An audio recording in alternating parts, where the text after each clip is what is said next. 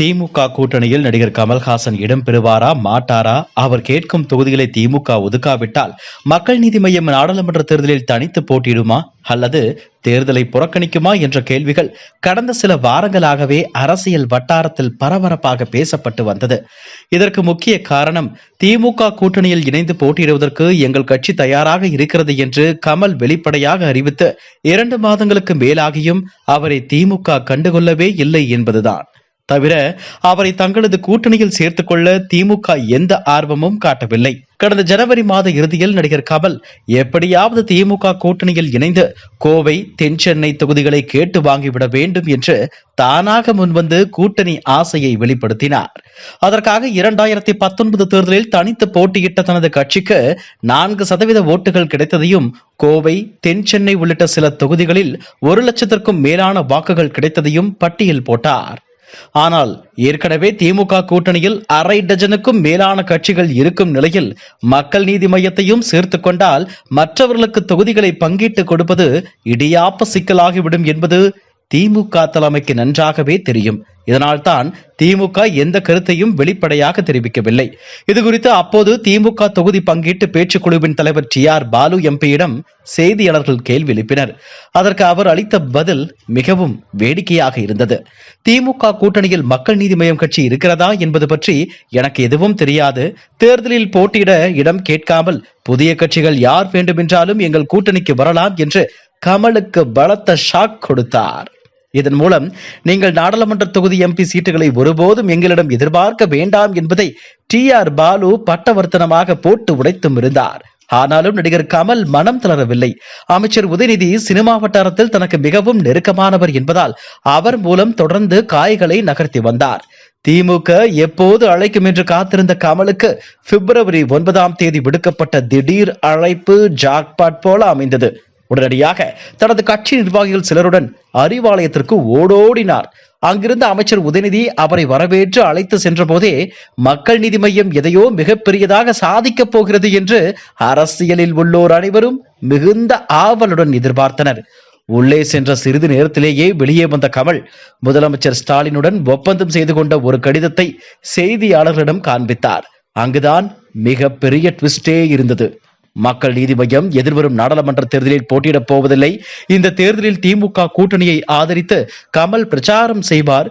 2025 ஆண்டில் நடக்கும் தேர்தலில் ராஜ்யசபா MP சீட் மக்கள் நீதி மய்யத்திற்கு வழங்குவது என்று முடிவு செய்யப்பட்டிருக்கிறது என அந்த ஒப்பந்தத்தில் கூறப்பட்டிருந்தது.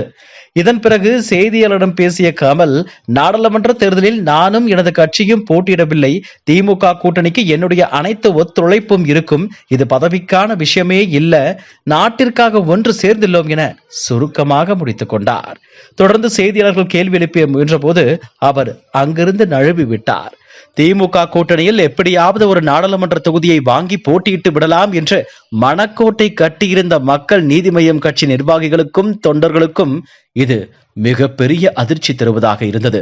தொடர்ந்து 2 பொது தேர்தல்களை சந்தித்த நடிகர் கமல் இப்போது மட்டும் தேர்தல் அரசியலில் இருந்து ஒதுங்கிக் கொள்வது ஏன்? இதற்காகவா அவர் 2018 கட்சியை தொடங்கினார் என்ற கேள்விகளையும் அவர்கள் எழுப்புகின்றனர். இன்னும் சிலர் கமலஹாசன் நாடாளுமன்ற தேர்தலில் போட்டியிடுவதற்காக காங்கிரஸை முழுமையாக நம்பியிருந்தது மிகப்பெரிய தவறு. ராகுல் காந்தி நடத்திய இந்திய ஒற்றுமை யாத்திரையில் கமல் பங்கேற்ற போதே 2024 தேர்தலில் இந்தியா கூட்டணி சார்பில் அவர் போட்டியிட விரும்புகிறார் என்பது உறுதியாக தெரிந்துவிட்டது. அந்த நேரத்திலேயே அவர் அமைச்சர் உதயநிதியிடம் தனக்குள்ள நெருக்கத்தை பயன்படுத்தி திமுகவிடம் நேரடியாக கூட்டணி பேச்சுவார்த்தையில் இறங்கியிருக்க வேண்டும். ஆனால் அதை கௌரவ குறைச்சலாக கருதி முழுக்க காங்கிரஸை மட்டுமே நம்பியிருந்தார். எப்படியும் காங்கிரஸ் தனக்கு ஒரு தொகுதியை திமுகவிடம் வாங்கி கொடுத்துவிடும் என்றும் கமல் கணக்கு போட்டார். இதற்காக தேர்தல் கமிஷனிடம் போராடி தனது கட்சியின் தேர்தல் சின்னமான டார்ச் லைட்டையும் வாங்கிவிட்டார். ஆனால் என்ன பிரயோஜனம்? காங்கிரசும் அவரை கை கழுவி விட்டது. திமுகவும் கடைசி வரை அவரை கூட்டணி பேச்சுவார்த்தைக்கு அழைக்காமல் ராஜ்யசபா MP சீட்டை மட்டும் கொடுத்து ஒரே அமுக்காக அமுக்கிவிட்டது. அதுவும் இந்த பதவியை பெறுவதற்கு கமல் இன்னும் ஓராண்டு காத்திருக்க வேண்டும். அப்போதும் கூட அவர் ராஜ்யசபா MP-யாக தேர்வு செய்யப்பட்டால் திமுக அடையாளத்துடன் தான் நாடாளுமன்றத்தில் செயல்பட வேண்டிய கட்டாயம் இருக்கும்.